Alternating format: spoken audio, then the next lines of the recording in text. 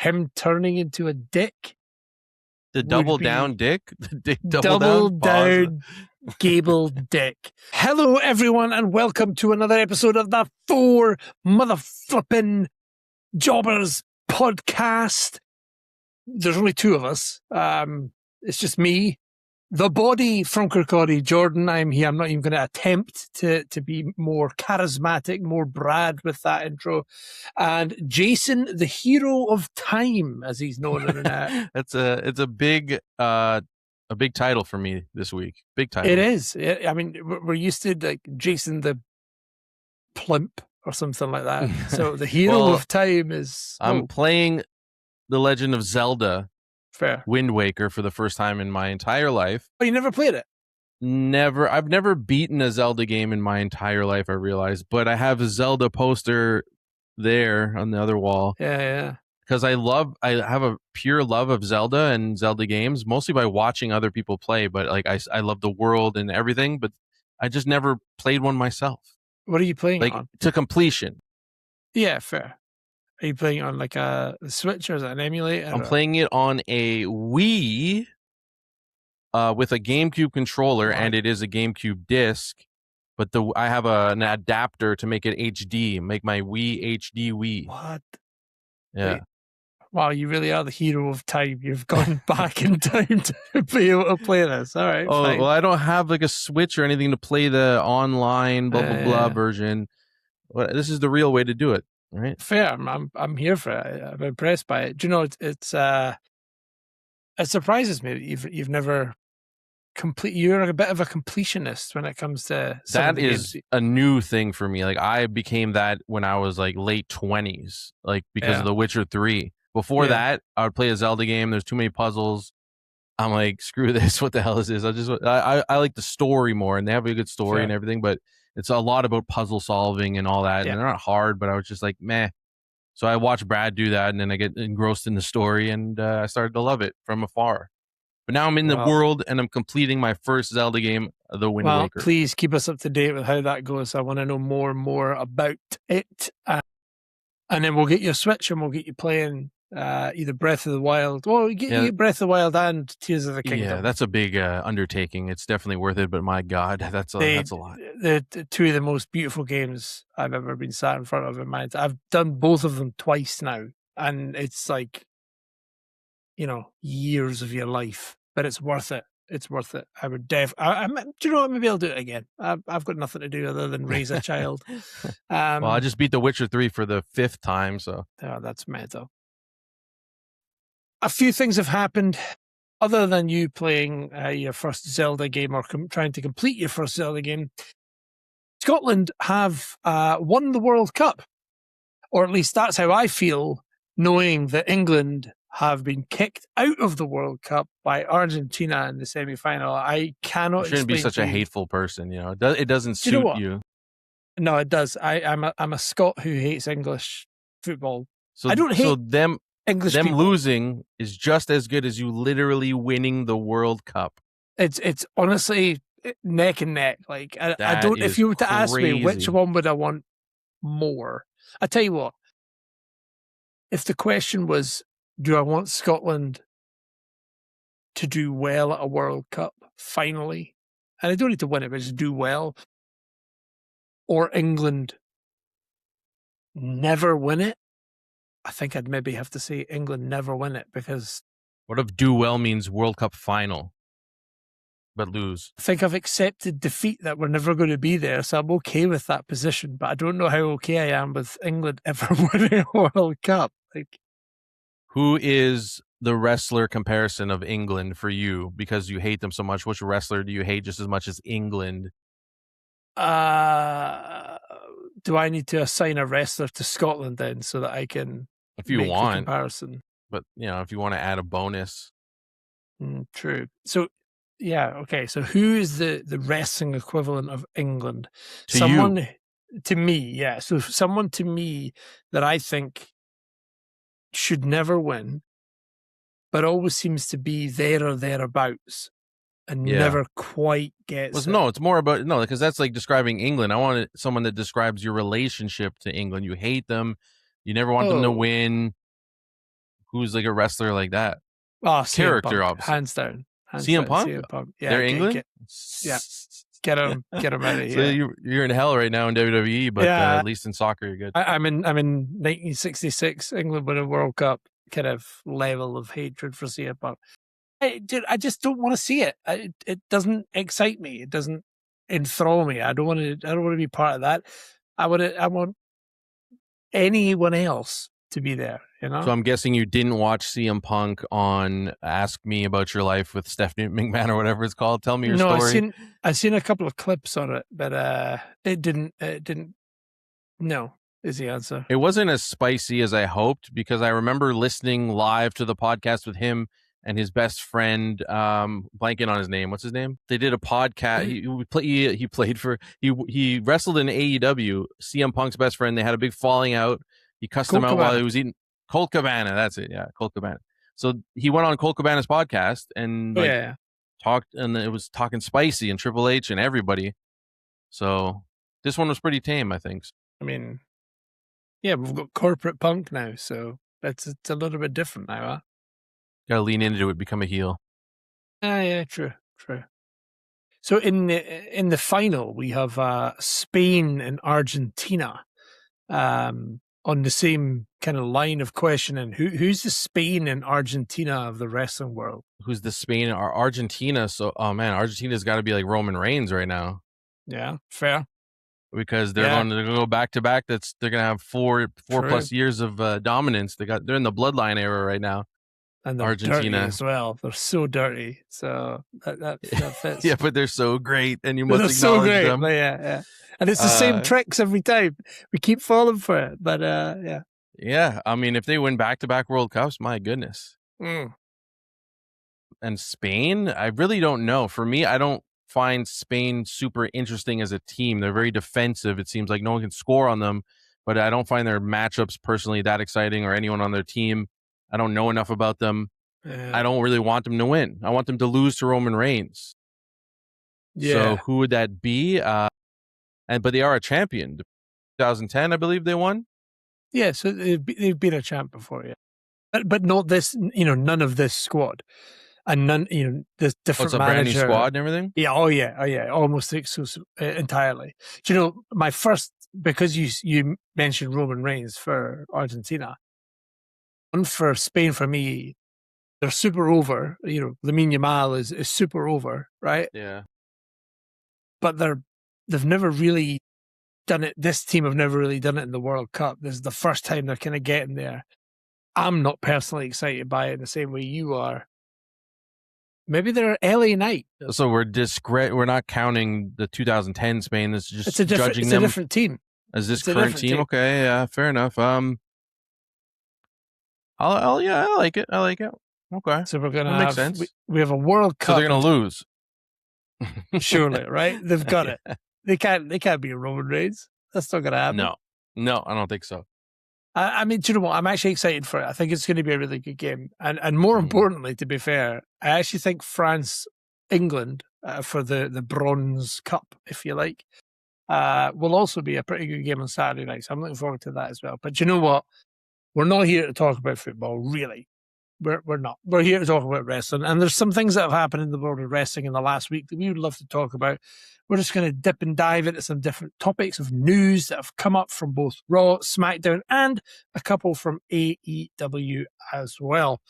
But it's just the two of us, so we don't have to go with Brad's stupid structure. We can do whatever we want. If we want to talk about Nickelodeon cartoons at some point, we can, because Brad's I just watched a documentary about that, actually. But no, let's talk about wrestling.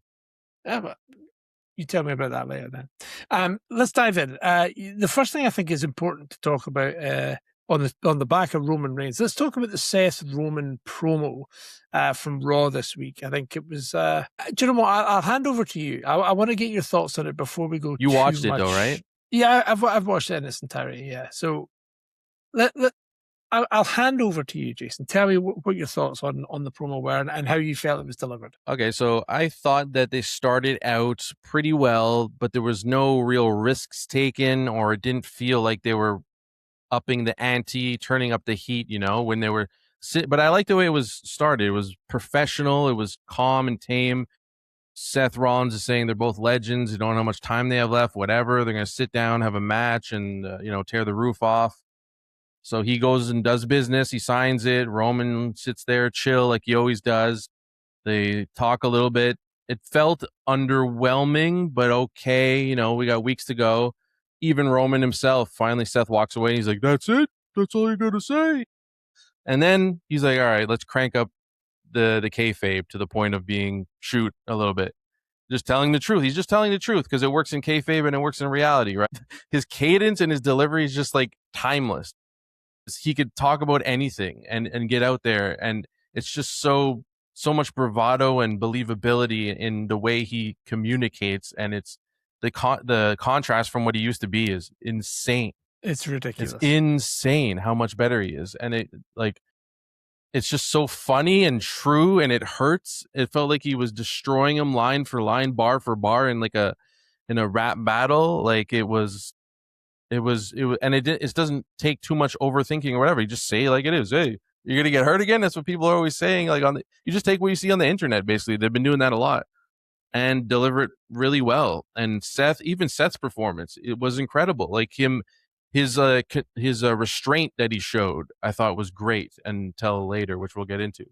And the pain and the realization and everything he was like showing on his face without even saying too much, not doing too much. So I really loved it up until that point. And Seth's retort was I don't think it helped him win the battle, but at least like it was well delivered, even though it was kind of like, yeah, I know, but whatever, it was well delivered and believable. And it's an interesting position for Seth Rollins to be in and the way that he's reacting to it up until that point. And then he punches Roman Reigns. And we get physical, and I don't like that in this instance, especially because the way they're building this match, you got two of the greatest of all time right now, the two best, and this build needs to be special to me. And this was just another generic, I'm going to beat you up because I don't like what you said, and no one from the back gives a damn, and no one's coming out. It's awkward. The crowd is not like super hype until like someone reverses or puts someone through a table. It just felt so like I didn't care. Like, oh, you punched him and you have a little scrap, and then he's like, this is 3 weeks till SummerSlam or whatever. It's like, well, then why are we doing this now? Like, where are we gonna go from here? Like, I know you could get crazier and this, that, and the other, but like, I felt so good when they finished talking. It felt perfect, and then you just like cheapened it, like and then get them to fight. It's just I didn't like that, and they do it too often, and it's just ridiculous. Yeah, I think like I'm trying to compare it to the build for Roman and Punk at Mania, right? Because we had like weeks of just promo before they actually laid their hands on one another, right? Yeah, and I don't think this is on the same level. I don't know if that's Roman. I don't know if that's Seth. I think it's just like they've got the chemistry, they've got the ability to. Well, it's not WrestleMania. I think that's why. But maybe that's it. It's not WrestleMania. Yeah, but I guess it's SummerSlam, right? They're building it like a WrestleMania, and maybe we'll look at it differently in the future because of this. But it's still not WrestleMania. It's not. True. I enjoyed it. I think the difficulty with this is with Roman and Punk, we hadn't really seen them, just the two of them going at it before. With this, I've seen it before. So you need to give me something fresh, right? And it's not that what they did was bad. There was nothing, nothing that really missed the mark. I thought it was delivered really well. And in terms of like maybe like, I guess the first or second promo of this build, it hit the nail on the head. But I can't help but be like, I've seen Roman and Seth do this dance before. You can add a few moves and somebody might have done a bit more training and got better at, one of the moves, but it's the same dance, right? I've kind of seen this before. I don't know what they can do to get me more hyped about this match other than just show me the two guys. Just show me them. I don't need you to have them fight. I don't really need you to have them have other characters try and interject into it like they sometimes do in a build. Just have the two of them come out and go, hey, remember the time that I did this? Yeah, well, I did that. Oh, yeah, well, you did this as well. Oh, shit. It literally just needs to be their backstory played out in front of us between the two of them. And I think that is all that we need. My worry is that they're going to try and reinvent the wheel here to make it more exciting and make it more interesting. And I guess that's maybe what you're touching on there with the fact that they, are 2 weeks in and they're already throwing hands at each other. Yeah, I feel like you have something rare when you have someone as over as, both these guys, especially Roman Reigns, and you're treating it like something normal. You're like, yeah, well, of course they have to have a little scrap after this contract signing. And like, I think you have to be delicate in how you handle something so rare as normally you would if it was something physical in your hand, and really think about how you move forward with it. And it's still early. They have 3 weeks, I think. So they could definitely make it a lot worse or better. But, so ultimately, I still liked everything, even though they got physical, whatever. You could say, well, because Seth had nothing to say back. So he, like a little baby, beat him up. But I didn't like it. You know what? If you want to do it, at least bring people out from the back, like, for the love of God. Someone at the company, do they work there? Like, someone try and break it up. Like, I don't understand why they wouldn't. Because sometimes they run the angle like, we don't want to mess up the main event. That's why we got to break it up. And sometimes they don't care. Like, I don't get it. Yeah, that seems to be the angle when it's like two big, muscly meatheads like Brock and Oba. They do that for that kind of a thing. But when it's just two of their top stars, they don't care. Like, nobody does anything. I don't get that. I don't. Yeah. Or they could have seen it was getting about to get to that level, and imagine they run out and break it up before. Like, even that's cliche. They don't do it as much. Like, I don't know. Ultimately, it was okay, and more good than bad. Yeah, so that is absolutely fair. Talking about Roman, though, there is one character that feels like he's slipping behind from a very high of the end of last year, beginning of this. And actually, two of his potential opponents for the spell between kind of Mania and now are moving on to some big feuds, but he seems to be doing pretty much nothing and fighting with general managers. Two of the ideas that apparently were shelved for Gunther in the last few months were Roman versus Gunther and Brock versus Gunther at SummerSlam. So at the minute, it looks like we're going to get Gunther versus Nick Aldis at SummerSlam. Or maybe Nick will say, hey, actually, I've got someone who I'm going to pick to face you at SummerSlam. And there's a big surprise or something like that. I don't know. But I feel like Gunther's falling behind. He's one of the guys that if Wax was here, he's going to tell me, no, shut up, you dick. And probably curse me like Danhausen would. Gunther seems to be falling behind. What's going on here? Like, why is this guy going from retiring some of the greats in wrestling history to not being on major premium live events or pay-per-views? What's happening? Well, the truth is kind of like what Roman said, why he will always be number one. You can have that same speech to why Seth will always be number two, Seth will always be number two. And then on the other show, you have number one versus number two. So unfortunately, even if you're high up in the ranking, you're not number one and number two, you're not going to be included. These guys walk into a building, and it doesn't matter the reason why they're walking into that building. People will cheer for them and because they have that status. Gunther, you built him into something incredible with the booking and beating John Cena, and you gave it to him, and he is an incredible worker, and he is over, and it was good, but he's not the same status as those other guys that you can just plug and play and you're guaranteed a good main event. And that's what they're doing with both championships. It doesn't mean Gunther couldn't have been booked with, they seem to be taking Gunther as like in UFC, they have this BMF title. It's not really one of the titles, but it's like a moniker of some sort of credibility, I guess, or and they're kind of using Gunther in that way. I feel like to have I would be really interested to see him fight Nick Aldis, even whether you want to say it makes him look worse or weak or whatever. I'm gonna watch it. Like, it's interesting, and like these people that they can like sick Gunther on these different people. I guess that's what they're going for, instead of making him like a big icon and the champion and no one could beat me and I'll retire everyone. Like, they didn't go that route. So how do you feel like that John Cena shine is still there? John Cena shine? No, because he kept laughing after that match. He kept doing the whole ha ha ha ha ha thing, and it is shining. I don't know what he is right quick. now. Like, what is he? And that's what it. Is he? He's not really heel, because he's really just fighting for what he believes to be right and okay and whatever.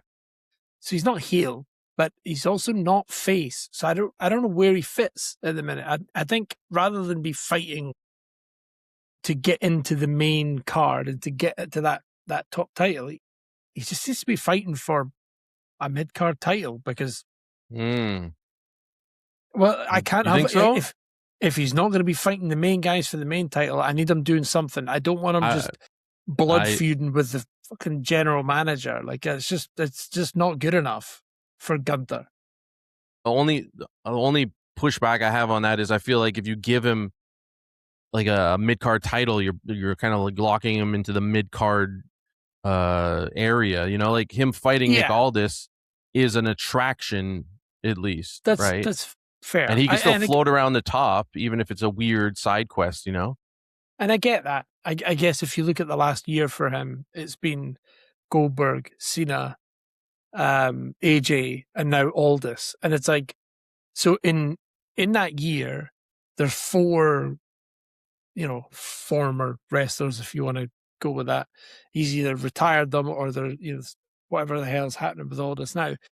It's been a year where he's not really been in contention for a main title. Ever since he lost it at Mania, I'd like to see him a year and a half ago.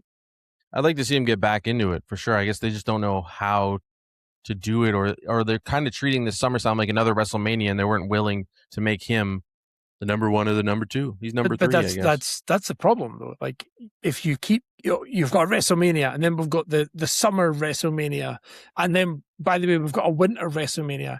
All of these pay-per-views can't be WrestleMania, so it doesn't have to be like the marquee names. Always the same 4 guys. Doesn't matter. Exactly. And they're all just put one gets the title in it. Guess what? He moved shows so that he can get that title. Like, they're not like, the thing is, they want to maximize profits by any means necessary, no matter what it does to the product. So they're going to take the safe bet much more than they did even before. And even before, they did it very often. So do you want to see Cody and CM Punk? Maybe not. Does everyone else in the world? Yes. And even me, I'm a little excited, but I'm sad how it came about. And Roman versus Seth, 100%. I'm excited for this match. If Gunther was involved, probably not as much. That's the way it is right now. Yeah, it is interesting. And it leads me on to another topic. So two names that I want to bring to you, because we're talking about the top of the card. No one can break into that. It seems like you've got like 4 or 5, maybe 6 guys that are in that top banding of breaking into the major titles, and then everyone else is below them, right? There's a lot of talent in WWE, like a lot of different talent. And there's 2 guys that are just either coming back or about to come back, and they somehow have to fit into that melee of nonsense, right? We had SmackDown. Baron Corbin has returned to WWE, right? What's your thought on what we've had with Baron Corbin? Not necessarily just before he left, because I think just before he left, we had like bum-ass Baron Corbin at some point. But what's your thought on Baron Corbin coming back? And I have another name for you as well. I'm happy for him. I think he's a good worker. He's a name we know and trust. So you can insert him into the mid card. That's fine. It's good to have a good another good option there. I don't think he instills a lot of excitement in people. That was always his issue. I think the most over he was ever was when he was broke, right? Yeah. Like that's the most over Corbin, he was. yeah. And I don't think it's because he can't work, can't act, can't be a good character. I just think it did whatever he had didn't click, and it wasn't strong enough, until he became broke ass Corbin, and he was able to really pour himself into it.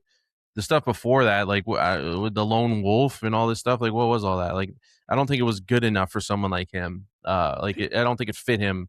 And he was King Corbin at one point as well. King Corbin, the King gimmick is so dime a dozen. So it works for some people. It has a short shelf life. Like, sometimes it really clicks, but we're getting tired of it, especially because King of the Ring means nothing anymore. So, I mean, even this year it's supposed to mean something, but I don't want my title shot. I lost. I'll get one anyway. Forget so it. I'm just it still doesn't mean anything when they feigned it like it did. Imagine trading get a title shot for a Hell in a Cell match. Great. Smart. Yeah. So I don't know. My excitement level is like a 6. Just pass. I would take a 6. Do you know, I was never a big fan of Baron Corbin. I liked his matches. There's some good stuff that he's done. He's had some funny stuff. He's done some pretty serious stuff and everything in between. So, like, you're right. He's a good pair of hands. The fact that he's back kind of surprised me. But it wasn't until he came back that I went, do you know what? Who else is in the mid-card right now that I can compare him to that I would rather see him over? And it's Damian Priest. I think he's gone, eh?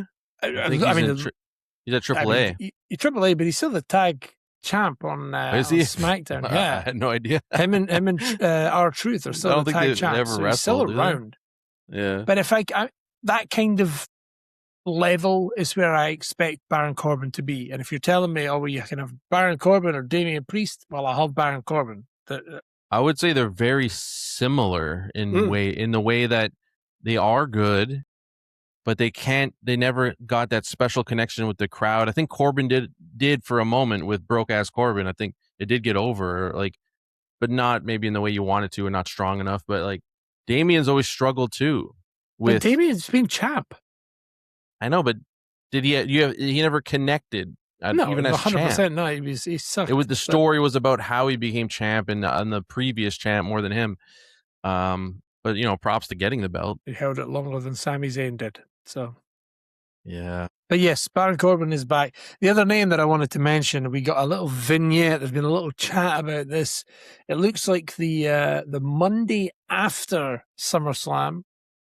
I think that was the date on the thing. The Monday after SummerSlam, we might be seeing Big Cass back in WWE. Now, is it just Big Cass? Is he bringing a friend along? I mean, he talked in that vignette, so he didn't normally talk when it was when he had a mouth following him around for like. Well, maybe he's like a secret, so they let Cass talk. I don't know. I hope it's both because I think they really work well together. Cass on him by himself, it's possible he comes, reinvents himself, shows a different side of himself, got a good character, whatever. It's possible. But I want them back for the nostalgia and to hopefully be what they used to be. So I need both. And I would be excited because they were really over, and I never thought they would come back. I never thought Enzo. We don't know Enzo's going to come back, I guess, but I never thought he would ever come back. Remember when he was in the front row at a show, or he bought a ticket and he was like, making a distraction, got kicked out. Yeah. From that to coming back would be impressive, and they fumble. It would be a real tag team too. Like I'm so sick of. Put together tag teams. That was going to be my question. Do they reinvigorate the tag team division on Raw or SmackDown, or are they just? They would help a lot. They would help a lot. So I hope it's both. Yeah,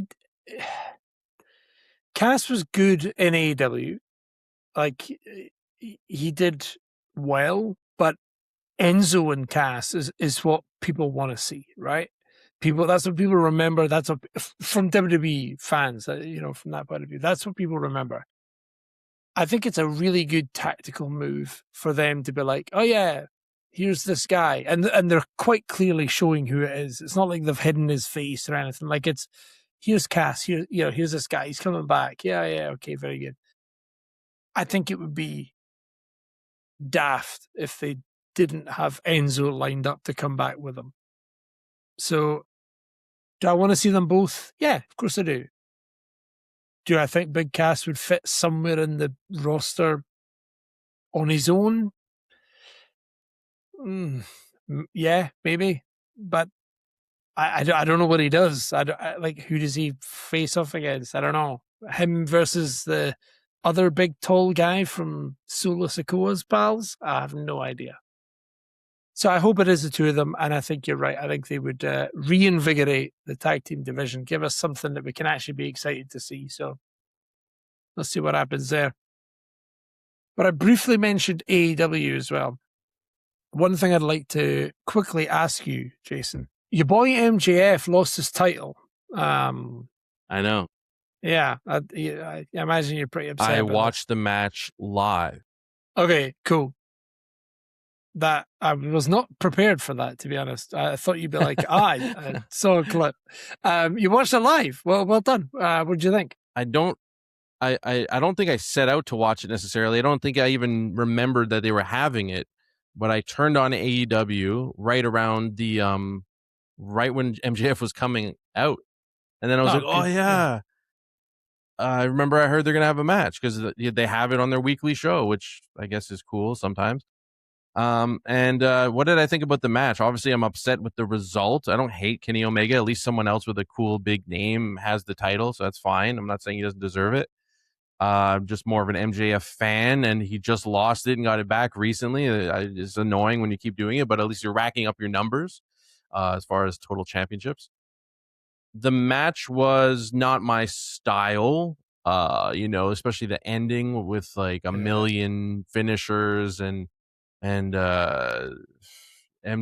I think he no-sold MJF, hitting with the ring, hitting with a chair or with the belt or something, and kicked out at one, or like, I don't know. Like, it was a really well-worked, aggressive, hard match, and I think most people loved it. It's just not my favorite style, but what they were trying to do, they did an incredible job at that, that kind of match. So this for me feels a lot like Punk winning the title, and a lot of people have given Sammy losing it and Punk winning it back just to have a fight at SummerSlam. That feels like this for me, because you have Kenny Omega, who has just won the title from MJF in a last chance match, whatever the hell that means. It's a last chance match. It writes the bloody show. You can do what he wants. But he wins the title back just so that he can be the one that comes up against Ospreay in this dream match at All In London, where likely Ospreay gets his moment where he becomes champ and beats Kenny Omega, right? If Ospreay doesn't win... You think so? Yeah, if he doesn't win in London, it's exactly the same as what they did a couple of years ago with Paige or Saraya, when she went All In London and she finally won the women's title there. Like, I think the only reason they're doing this is we're going to put the title on Kenny so that we can have Kenny versus Ospreay in London at Wembley Stadium, and he finally wins, and it's a big thing. And it sucks. I'm not excited by that.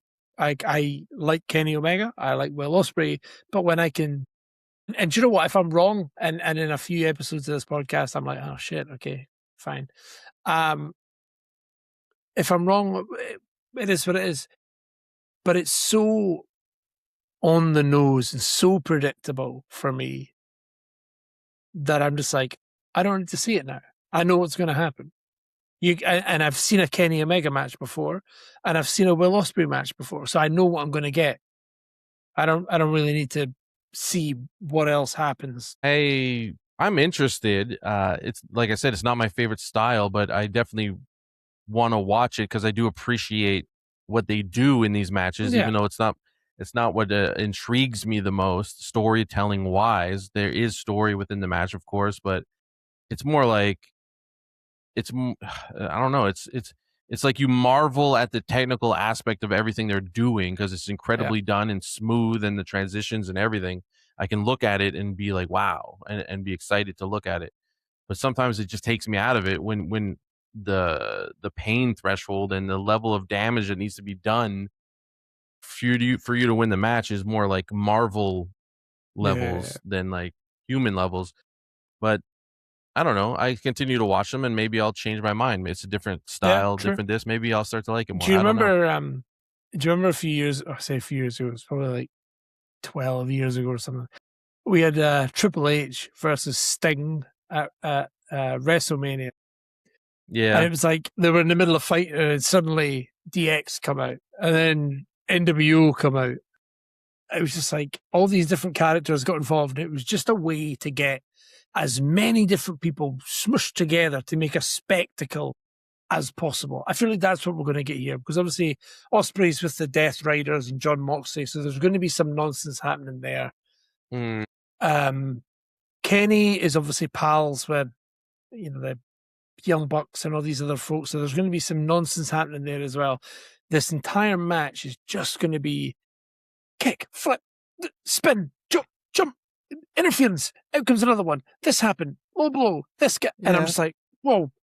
Can you just slow down? Like, give me a minute. And then Ospreay will win, and I'm like, oh Jesus! All right, okay, fine. That's that match then. It's at All In? Yeah, All In London, and that is their WrestleMania, technically, their biggest show. No, I think it's technically All Out? Double or Nothing. Double or Nothing? I think so. Oh boy, I don't know. Yeah, I don't know. It might be overbooked for sure, but WWE did that and people loved it with Undertaker showing up and blah blah blah blah.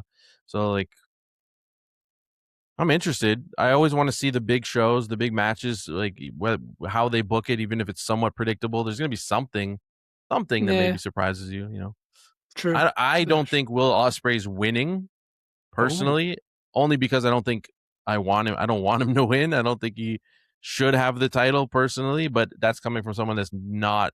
I don't watch enough of his matches, I guess, to have an opinion. But I'm going to give you one anyways, based on my outsider, casual fan opinion.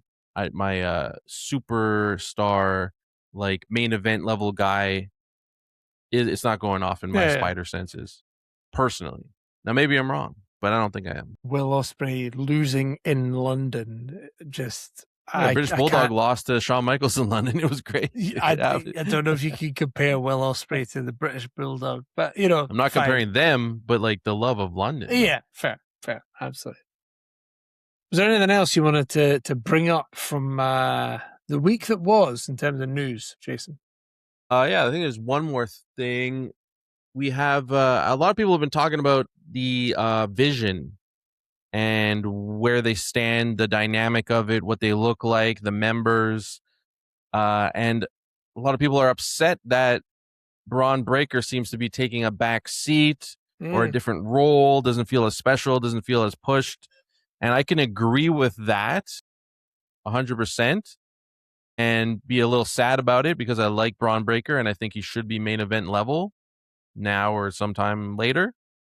But simultaneously, I think that the vision is better than it's ever been with the dynamic they have now, with Maxine locked in, doing the best work of her career next to Austin Theory. In my opinion, they've been trying to get Austin Theory over forever, do this, do that. I don't think it's his fault. They've been giving him stupid things and mishandling the way they do it, but whatever. Putting Maxine next to Austin Theory is the best thing they ever did for both of them. And I believe that this will unlock another level for both of them as well. It could be mishandled, but I believe it won't, because I still really like Austin Theory. And Maxine, I wasn't a huge fan, but now I am. I think this is her moment to show what she can really do.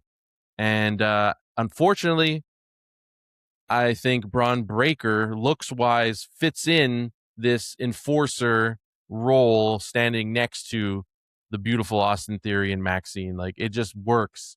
I know that it's a demotion for him, but I'm just talking about in a vacuum, it looks good. And having Logan Paul dance around in the background, and he can't fight, so he can use that in a cowardly way, but it's also true. Like, he can't fight. It's just, I think the group really looks good now without Paul Heyman. Good. They don't need Paul Heyman anymore. And obviously without Seth, I think this is the dynamic. And now they got to make them cool and do cooler things and not be like complete losers. They can still be cowardly heels and this, that, and the other, but there has to be a coolness to it. Yeah, like I watched the segment with them, and it was like, I enjoyed it because I wanted to enjoy it, if that makes sense. Like, I think you're rooting Austin, for them. Yeah, because I want to see them do well. I think, I mean, no disrespect at all here, but somebody like Maxine, as unbelievably beautiful as she is, needs to be heel. Somebody that beautiful can't be face, because the minute they're face, they're open to criticism. If they're a heel, well, everyone hated them anyway, so it's fine, right? And I think her being a heel alongside Austin, who is smarmy, but he's also like a pretty boy, like sporty, and he's also jacked. So it's not like Dominic who doesn't look like he can beat up anyone. It's like Austin Theory will beat up people. It's like watching a group of friends in high school. You've got the big meathead guy. You've got the funny, like, tough guy at the back. Exactly. You've got the main dude who's like the quarterback football or whatever. Captain, exactly. but not QB1. Cheerleader. I know, the cheerleader. Yeah, like, yeah, it's great. No, it's great. You've got this high school dynamic there, and I absolutely love that. And then, of course, opposite, you've got the Alpha Academy. You've got the fat loser and the foreigner. So, like, it worked. The segment, I saw it. I was like, oh, I really want this to work. There was too much time given to it. Yeah, that's right. The actual delivery of the promo was poor. Like, I feel like Otis was trying to say something and then either didn't say his line, and then Austin just went, oh, are you telling Maxine that you have feelings for her? He's like, well, no, he's not said anything yet. He just said, I've got something to tell you. Nothing actually happened. Yeah.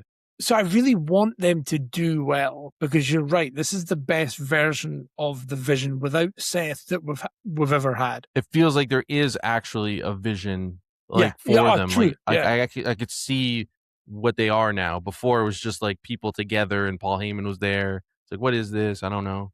It makes sense now. It does make sense. I know what their positions are in it. I think it is a shame for Braun.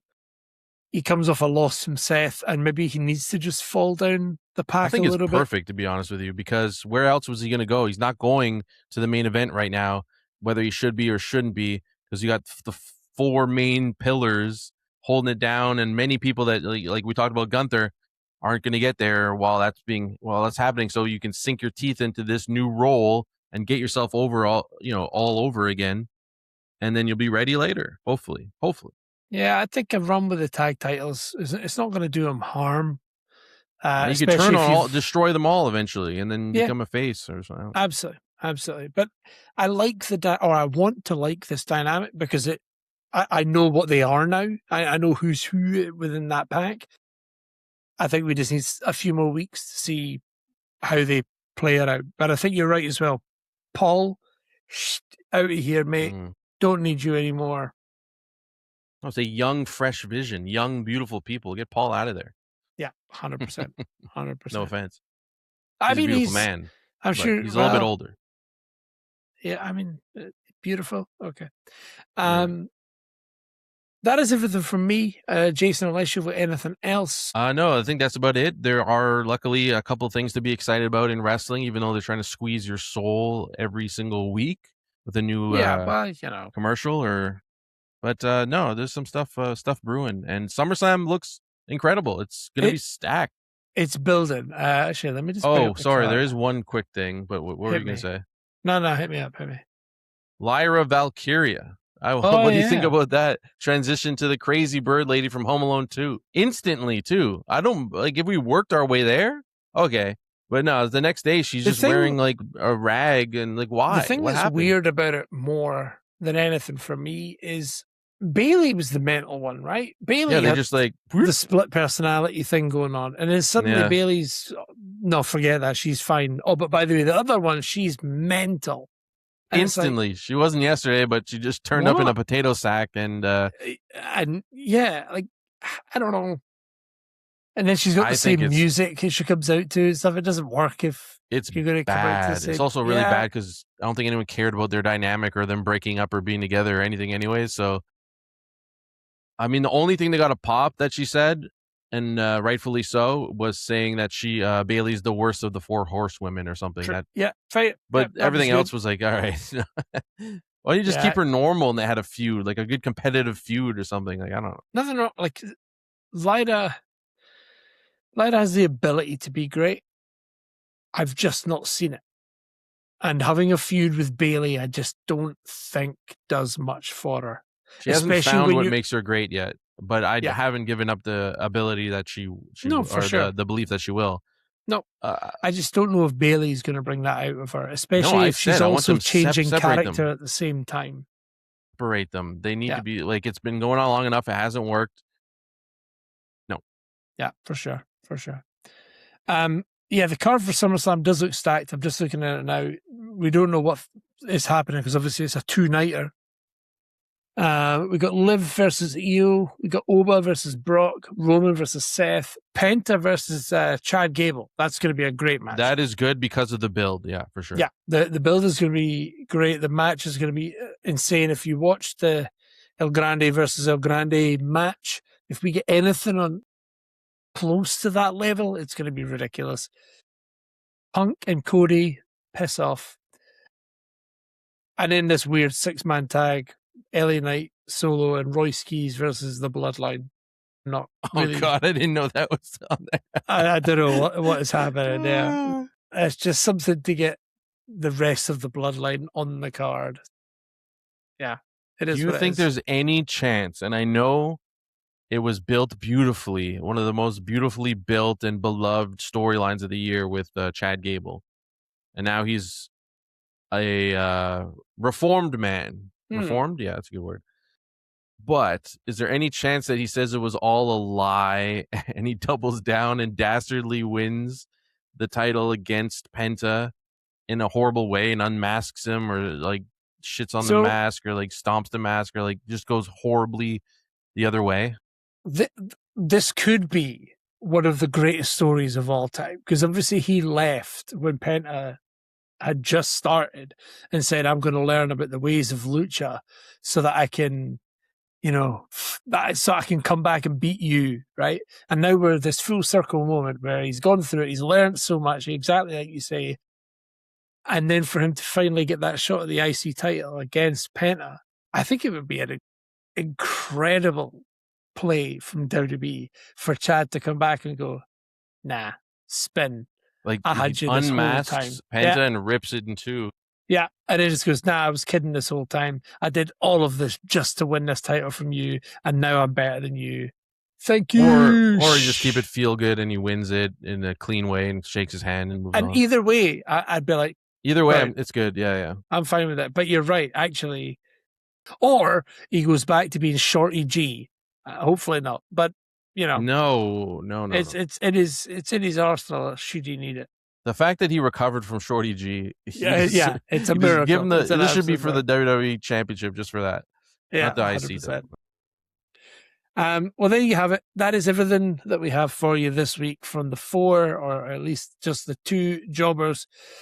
Please like, subscribe, follow, share, thread, tweet, Instagram. No, our threads is exclusively for LeBron James versus Michael Jordan debate. So if you have an opinion on that, and if it's that LeBron is better, please comment so I can call you insane. There you have it. I don't know anything about basketball. So I'm going to end it here. Enjoy the rest of your week, and we'll see you next time on the 4 Jobbers podcast. Goodbye. See you later. Goodbye. See you later.